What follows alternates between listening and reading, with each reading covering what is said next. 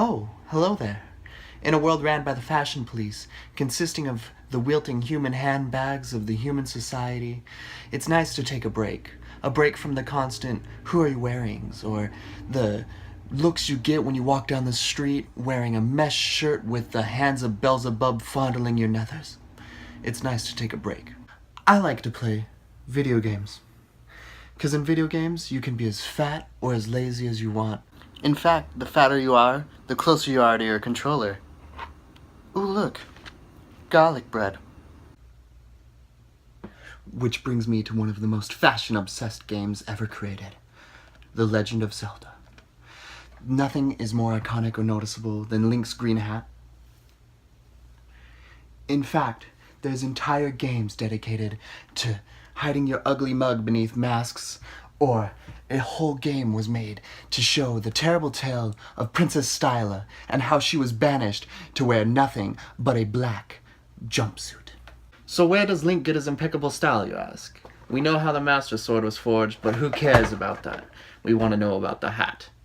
Well, the truth is, Link got the hat from a wizard who was turned into a hat, who helps Link shrink down to meet a people that only children can see, and tells him about an apprentice of the wizard who also has a hat that grants magical powers, and Link agrees to help the wizard chase down the other wizard, apprentice, and fight him for his hat, at which point the wizard turned hat turns back into a wizard and grants Link a hat. It makes almost too much sense. With the convoluted story of how Link obtained his hat out of the way, we can finally turn to something less confusing. The no questions asked, perfectly written, no confusion at all, Zelda timeline. The Minish Cap is nuzzled in the beautiful bosom between Four Swords and Skyward Sword, meaning it is only preceded by Skyward Sword in the history of Hyrule. When a series has been running as long as The Legend of Zelda has, it's really easy to miss some of the major releases. For instance, everyone knows of The Wind Waker or Twilight Princess, but not everyone knows that not one but two games came out in between those two, which were the Four Swords Adventures and the Minish Cap. So for my very first review ever, I decided to take an in-depth look at The Legend of Zelda, the Minish Cap.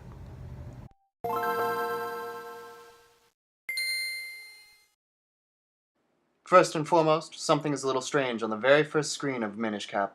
Capcom, what the hell? You see, Nintendo's hyper-precious child Zelda has actually been babysat before by Capcom. The same people that made Street Fighter, Resident Evil, and Dead Rising? Yeah, that Capcom. In fact, they didn't only make Minish Cap from the ground up, they also created two games using the same engine as Link's Awakening, Oracle of Ages and Oracle of Seasons. Blasphemy! I know. But hear me out. You can tell these games were all taken on with a love for the series, and might just be the best of all the handheld Zelda games. I wish Capcom would make more Zelda titles, to be truthful, but sadly, the Minish Cap was the last Zelda game they made, and quite frankly, they knocked it out of the park. First, I want to start with the not-so-fun stuff, which there really isn't that much. Oh, except the not one, not two, but three game-long side quests that are very easy to screw up. Firstly, we have the easiest of these three, the Kinstone Fusions. Kinstone Fusions are a new addition to the Minish Cap and have only appeared in that game. Basically, you find half of a stone called a Kinstone, and if you find the NPC with the other half of the stone, you can do what's called a Kinstone Fusion. When you fuse Kinstones with the NPCs, random events in the overworld take place. These can be anything from other NPCs showing up to waterfalls opening up with secret rooms.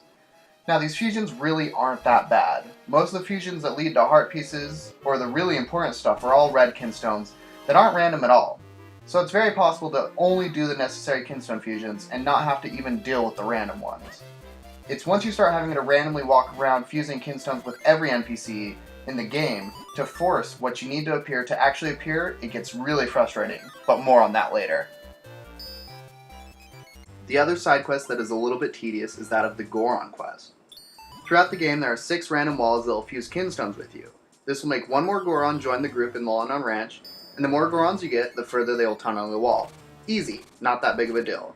Except you have to find these 6 random walls that will fuse Kinstones with you, with no other markings besides a small circle on the wall that is usually hidden behind a wall of dirt or something. Sure, that isn't too bad, and the walls aren't random, so you can easily just Google where they are.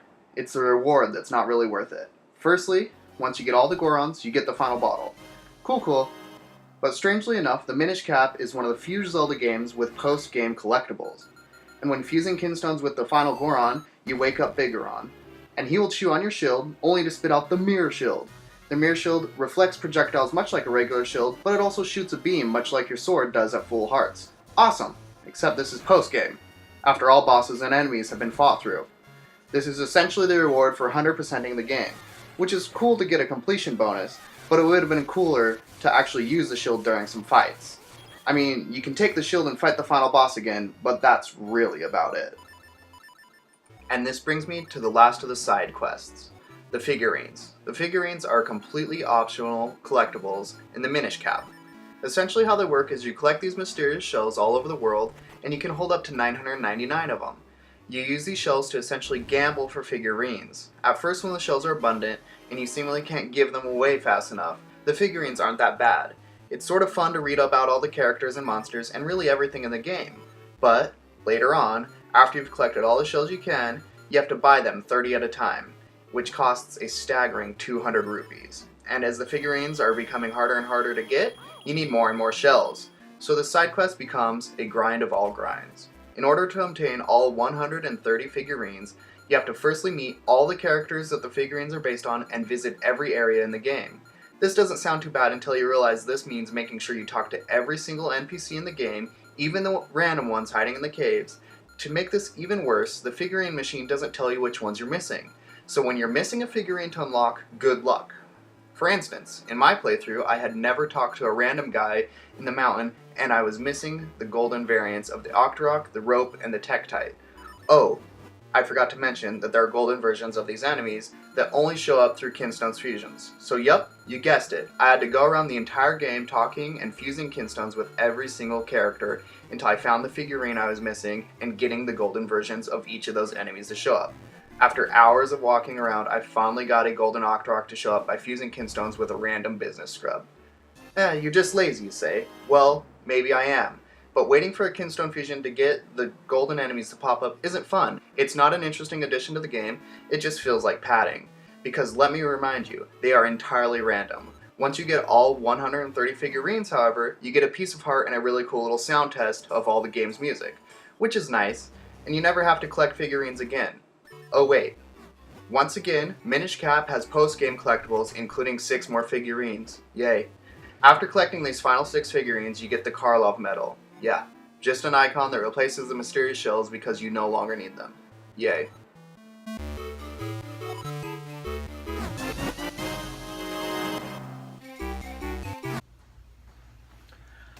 But, on a positive note, every single one of those side quests is just that, a side quest.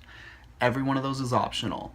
If you don't want to grind out Kinstones, you don't have to grind out Kinstones. If you don't want to save up 200 rupees to buy 30 mysterious shells, you don't have to. If you don't do any of that, you still have a bomb-ass game. The world of Minish Cap is beautiful.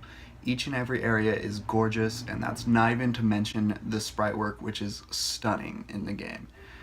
Every temple and hidden area is fully realized, and it's almost perfect in every way. One thing that always upsets me about Zelda is when an item only gets used once or isn't fully utilized. Minish Cap doesn't have that problem. Every item comes into play and is so helpful in more ways than one.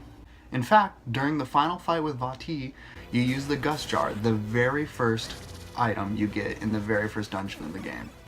And all the temples don't seem to have a low point. The game is awesome, every temple's awesome, every boss is awesome, including a regular Chew that falls into a temple and it's just a regular old green Chew, but because Link is Minish at the time, it becomes a terrifying giant Chew. And the same thing later on with a frozen Octorok. It's awesome. These regular enemies become bosses. And that's not to mention the other bosses that are awesome. A fight that's akin to Bongo Bongo and a sweet bird that you fight on the back of while dodging other birds, it's awesome. Which all leads up to the final fight with Vati, which may be one of the hardest of the entire Zelda series. Seriously, he is no pushover. Be prepared with fairies. I had all 20 hearts and 4 fairies and still did it on the very last half of my very last heart. He's very difficult and an awesome way to cap off the Legend of Zelda, the Minish Cap.